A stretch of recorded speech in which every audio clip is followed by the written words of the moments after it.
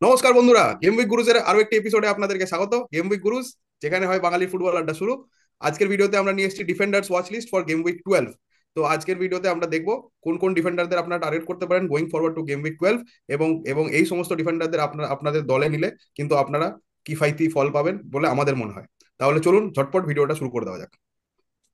প্রথমেই কথা বলতে হবে লুইস হল, যার আগামী ফিক্সচার পড়ছে ওয়েস্ট হ্যামের সাথে। এবং লুইস হল, যেরকম আমরা জানি, একটা একটা ডিফেন্সিভ, খুবই মানে একটা একটা নেইলড ইন ডিফেন্সিভ অপশন, যে রেগুলারলি নিউক্যাসলের হয়ে গেমে গেমে পার্টিসিপেট করছে। এবং নিউক্যাসলের আমরা যেরকম দেখলাম, তারা কিন্তু আস্তে আস্তে নিজেদের ফর্ম ফিরে পাচ্ছে।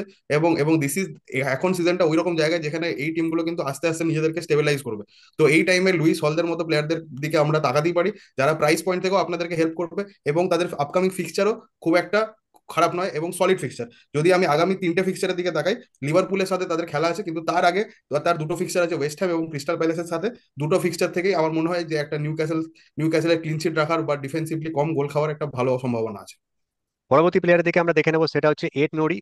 উলভসের একজন খুবই ভালো পারফর্মিং ডিফেন্ডার, যিনি যদি আমরা রিসেন্ট তার রেকর্ড দেখি, তার কিন্তু প্রত্যেকটা ম্যাচেই অ্যাসিস্ট বা ভালো বোনাস পয়েন্টের থ্রু দিয়ে ভালো একটা পয়েন্ট দিচ্ছে কনসিস্টেন্টলি। অ্যান্ড আমরা যদি দেখি তার পরবর্তী ম্যাচ, যেটা গেম উইক 12 যেটা ম্যাচ, সেটা হচ্ছে ফুলহ্যামের সাথে অ্যাওয়েতে। অ্যান্ড আমরা যদি দেখি এট নোরি যেভাবে খেলছেন, তাদের ডিফেন্স যেভাবে পারফরমেন্স করছে, হয়তো তারা ক্লিন সিট পাচ্ছে না, কিন্তু স্টিল এট নোরি যদি আমরা দেখি ফর্মের দিক থেকে one of the top performing defender. কারণ হচ্ছে তার tackle points plus bonus points plus তার অ্যাসিস্ট বা গোলের থ্রু দিয়েও তিনি কিন্তু পয়েন্টস অ্যাকুমুলেট করছে। অ্যান্ড আমরা যদি তাদের রিসেন্ট কিছু ফিক্সচার্স দেখি, ফিক্সচার ডিফিকাল্টি রেটিং এ, সেখানে কিন্তু তাদের এমন এমন টিমের সাথে খেলা আছে, যেমন ফুলেম। তারপরে কিন্তু তাদের যদি আমরা ফিক্সচার ডিফিকাল্টি রেটিং দেখি, সেখানে কিন্তু এট নোরির performance and bonus point plus গোলের থ্রু দিয়ে বা অ্যাসিস্টের থ্রু দিয়ে পয়েন্ট অ্যাকুমুলেট করার প্রবাবিলিটি অনেকটাই হাই। সেই কারণে আমাদের ওয়াচ লিস্টে এট নোরি একটা ভালো একটা ডিফেন্ডার, যাকে আপনারা নিজেদের টিমে অ্যাড করে ভালো পয়েন্ট অ্যাকুমুলেট করতে পারেন।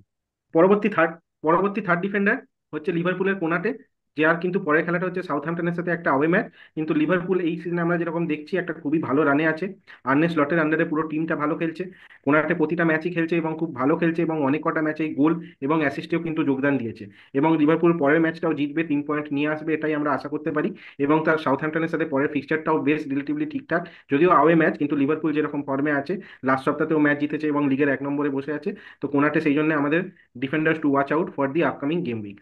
তো এই ছিল আমাদের ডিফেন্ডারদের ওয়াচ লিস্ট। আপনারা আমাদের চ্যানেলকে ফলো করুন, আমাদের ভিডিওকে নিজেদের বন্ধুদের সাথে শেয়ার করুন, এবং এবং ম্যাক্সিমাম লোকজনের কাছে পৌঁছে দিন।